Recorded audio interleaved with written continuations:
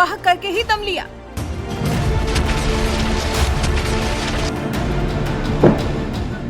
किन नए हथियारों का किया इस्तेमाल, कैसे करते हैं काम?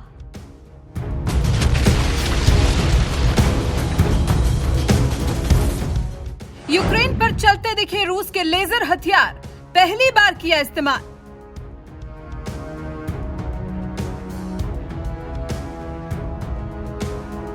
क्या होता है लेजर हथियारों का असर, दुश्मन पर कैसे करता है अटैक?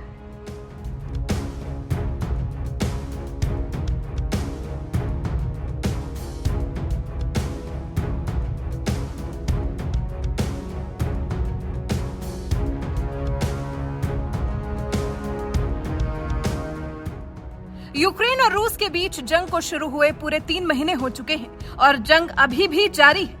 यूक्रेन खत्म हो चुका है, तबाह हो चुका है, लेकिन क्योंकि यूक्रेन ने अब तक रूस के सामने घुटने नहीं टेके हैं, यही बात रूस को नागवार गुजर रही है।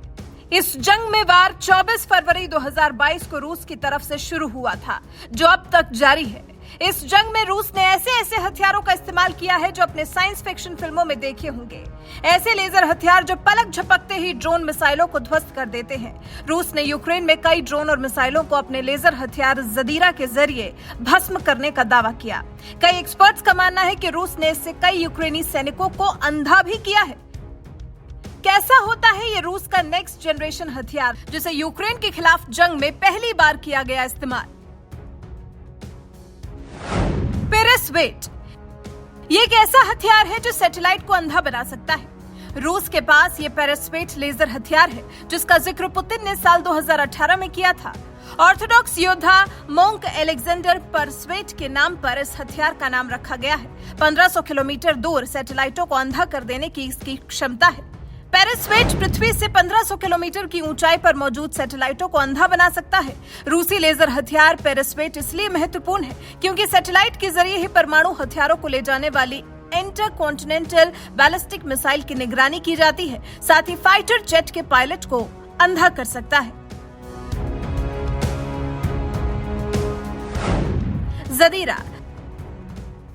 ज़दीरा को ड्रोन और मिसाइलों का काल माना गया। ज़दीरा की खासियत ही यही है कि ये ड्रोन और मिसाइलों को जलाकर खाक कर देता है। रूस ने ज़दीरा के प्रोटोटाइप का यूज यूक्रेन के खिलाफ जंग में किया है। 5 किलोमीटर दूर ड्रोन और मिसाइलों को 5 सेकंड में जलाकर भस्म कर देता है। युद्ध के दौरान यूक्रेनी सैनिकों को अंधा करने की भी इसकी क्षमता है। इस लेजर हथियार इंफ्रारेड लाइट की बीम यानी कि किरण भेजकर अपने टारगेट को तब तक गर्म करता है जब तक कि वो जलकर खाक ना हो जाए। ये जो दोनों रूसी हथियार हैं, इन्हें बेहद खतरनाक माना गया है। 2017 में ज़दीरा के बारे में रूसी मीडिया में कहा गया था कि न्यूक्लियर कॉर्पोरेशन रोसातोम ने इसे बनाने में मदद की है और ये नए सिद्धांतों पर आधारित हथियार बनाने के कार्यक्रम के तहत बनाया गया हथियार है। ज़दीरा 5 किलोमीटर दूर मौजूद ड्रोन और मिसाइलों को 5 सेकंड में जलाकर भस्म कर देने की शक्ति रखता है। कुछ मिलिट्री एक्सपर्ट्स का मानना है कि ड्रोन के खिलाफ लेजर हथियार काफी कारगर साबित हो सकते हैं। इसकी इफेक्टिवनेस मौसम पर निर्भर करती है। मतलब ये कि अच्छे मौसम में ये पूरी तरह से काम करता है, वहीं कोहरा, बारिश या बर्फ होने पर बीम अपने टारगेट से भटक सकती है। हालांकि कुछ एक्सपर्ट्स ऐसे भी हैं जो लेजर हथियार की क्षमता पर सवाल उठा रहे हैं। ऐसा कहा जा रहा है कि लेजर हथियार एक बार में सिर्फ एक जगह ही निशाना लगा सकते हैं और मिसाइल डिफेंस सिस्टम उनसे ज्यादा असरदार हैं, जो एक साथ कई हथियारों को निशाना बना सकते हैं। हालांकि यूक्रेन के राष्ट्रपति लगातार रूस के लेजर हथियारों का मजाक उड़ा रहे हैं। यूक्रेन के राष्ट्रपति जेलेंस्की ने लेजर हथियारों के बारे में चल रही खबरों की तुलना दूसरे वर्ल्ड वॉर में नाजियों के अंडर वेपन से कर उनका मजाक बनाया। जेलेंस्की ने कहा, इससे और साफ हो गया है कि इस लड़ाई में उनके लिए कोई उम्मीद नहीं है। पूरी ताकत से लड़ी जा रही लड़ाई के तीसरे महीने में हम देख रहे हैं कि रूस अपने वंडर वेपन की खोज करने में जुटा हुआ है। ये सब साफ दिखाता है कि उनका मिशन पूरी तरह से नाकाम है। यहाँ सवाल ये उठ सकता है कि रूस ने जिस तरह से यूक्रेन के खिलाफ इन लेजर हथियारों का इस्तेमाल किया है, क्या भारत, अमेरिका, चीन और इजराइल के पास भी इस तरह के हथियार हैं? तो आपको बता दें, भारत का जो लेजर हथियार है उसका नाम है दुर्गा 2। साल 2021 की शुरुआत में डीआरडीओ के लेजर वेपन डायरेक्शनली अनरेस्ट्रिक्टेड रे गन अरे यानी कि दुर्गा 2 बनाने की बात सामने आई थी, जिसे तीनों सेनाएं जल, थल, वायु सेना इस्तेमाल कर सकेंगी। अमेरिका का लेजर हथियार है लॉज। अमेरिकी नौसेना ने सबसे पहली बार लॉज नाम के लेजर वेपन को साल 2014 में बनाया था। इसे यूएसएस पेंस पर तैनात किया गया था। इलेक्ट्रोमैग्नेटिक सिस्टम और बोइंग मिलकर अमेरिका का ये सबसे पावरफुल लेजर हथियार बना रही हैं। ये लेजर हथियार 300 किलोवाट का होगा। इससे किसी ड्रोन, मिसाइल या फाइटर जेट को पलक झपकते ही मार गिराया जा सकेगा। इजराइल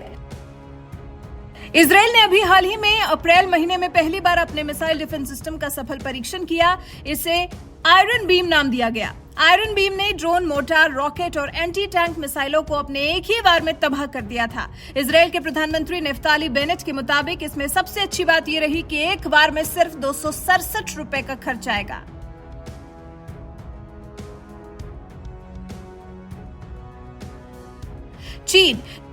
चीन ने अभी इस साल अपने J-20 फाइटर जेट को लेजर हथियारों से लैस करने का ऐलान किया है। अब रूस के अलावा इन देशों ने भी जब लेजर हथियार बनाए हैं, तो अगर भविष्य में फिर कभी युद्ध होता है तो संभव है कि इस तरह के हथियारों का इस्तेमाल और ज्यादा बढ़ जाए। हालांकि ज़ेलेंस्की के मुताबिक तो ये हथियार नाजियों के वंडर वेपन जैसे हैं। वैसे आप रूस के इन लेजर हथियार और फिर रूस और यूक्रेन के बीच छिड़ी लड़ाई को 3 महीने पूरे होने पर क्या कुछ कहना चाहेंगे? कमेंट कर हमें जरूर बताएं।